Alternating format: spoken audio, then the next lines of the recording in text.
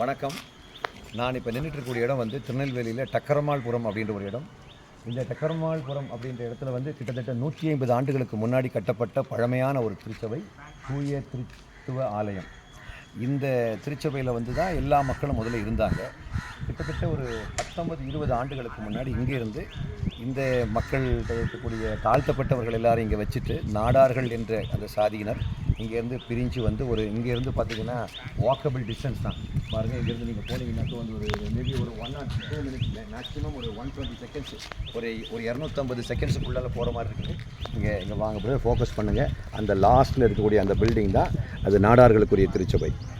இங்கே நாங்கள் இப்போ நின்றுட்டுக்கூடிய இடத்துல இது வந்து பார்த்திங்கன்னா இது வந்து தாழ்த்தப்பட்டவருடைய திருச்சபை, அது வந்து நாடாருடைய திருச்சபை. இங்கேருந்து பிரிஞ்சு 19 ஆண்டுகளுக்கு முன்னாடி போயிருக்கிறாங்க. இப்போ இவங்க எல்லாம் ஒன்று சேரணும்னு தயவுசெய்து நீங்கள் ப்ரேயர் பண்ணிக்கோங்க மக்களே. இவங்க வந்து இந்த 2 குரூப் மக்களும் ஒன்று சேரணும்னு நீங்கள் ப்ரேயர் பண்ணிக்கோங்க. யோவான் 17:21 சொல்லுது, அவர்கள் எல்லாரும் ஒன்றாக இருக்கவும் பிதாவே நீர் என்னை அனுப்பினீர் என்பதை உலகம் விசுவசிக்கிறதுக்காக நீர் என்னிலேயும் நான் உம்மிலேயும் இருக்கிறது போல அவர்கள் எல்லாரும் நம்மில் ஒன்றாக இருப்பார்களாகன்னு இயேசு பெருமான் 2000 ஆண்டுகளுக்கு முன்பாக பிதாவை பார்த்து பிரார்த்தனை செய்தார்.